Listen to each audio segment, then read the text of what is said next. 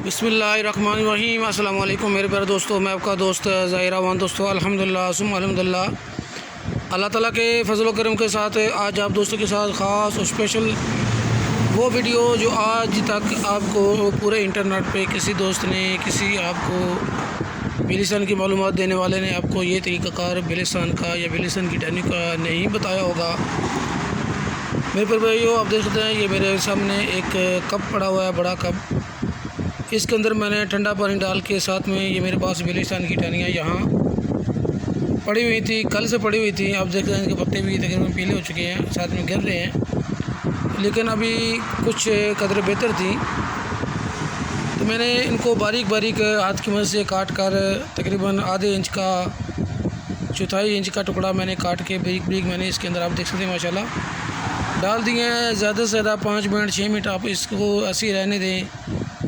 तकरीबन आधा कप में डालें, पीने के टाइम और पूरा ठंडा पानी डाल लें। इस तरह मेरे प्यारे भाइयों, बिलिसान का इस्तेमाल आपको गर्म की बजाय ठंडा लगेगा, इसका तासीर ठंडा होगा। इस वक्त मेरे पास यहाँ सऊदी अरब में टेम्परेचर जो फ़ील हो रहा है तकरीबन 40 से ऊपर है। हबस बढ़ा हुआ है, तकरीबन कुछ हल्की सी बारिश हुई थी, इसलिए अब हबस बढ़ा हुआ है। गर्मी ज़्यादा महसूस हो रही है, ज़्यादा फ़ील हो रही है। ये कभी कभार मैं इस तरह ये पीता रहता हूँ माशाल्लाह। ये बिलिसान की टहनियाँ हैं। बाकी मज़ीद फ़ायदे भी अल्हम्दुलिल्लाह इससे होते हैं, जो आप पहले दूध में डाल कर पिएंगे, लेकिन ये तरीक़ाकार फुल ज़्यादा गर्मी में कर सकते हैं, क्योंकि ये इस तरह ठंडा हो जाता है इसका तासीर।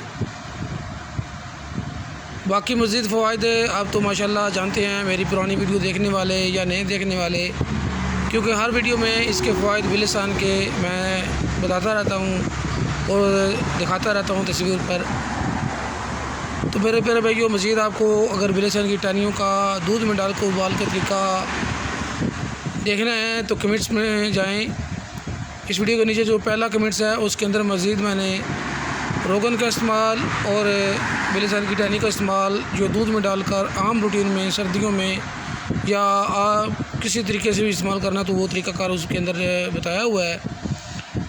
उसी कमेंट्स के अंदर वीडियो भी मौजूद हैं, उसी कमेंट्स के अंदर तहरीर भी मौजूद है जो लिखी हुई है, फ़वाइद लिखे हुए हैं। इस तरह माशाल्लाह बहुत ही खुशबू ज़्यादा आएगी। ताज़ी टहनी तोड़ें या ज़्यादा से ज़्यादा आपके पास एक दिन पुरानी टहनी हो जो कोई मुश्किल नहीं, लेकिन अंदर नमी होना ज़रूरी है। तो माशाल्लाह आप जब कप में डालकर पिएंगे तो बहुत प्यारी खुशबू आएगी, ज़बरदस्त। ये माशाल्लाह देख सकते हैं मैंने हाथ की मदद से, लेकिन फिर मैं बताऊंगा कि आपने जब भी इस्तेमाल करना है, बराए मेहरबानी टहनियों को धोना नहीं है, क्योंकि धोने से इनका जो रोगन है, आप देख सकते हैं ऊपर ये तैर रहा है, ये ज़ाया हो जाता है। तो मेरे प्यारे भाइयों, इस वीडियो को शेयर करें। अगर ज़्यादा गर्मी है, आपके दोस्त आपके पास आए हैं, आपके पास पौधा है, तो बारीक टहनियाँ काट कर आप उनको इस तरीके से भी दे सकते हैं। ठंडा पानी, सादा पानी, ये सादे तो पानी के तौर पर भी दे सकते हैं इस तरीके से।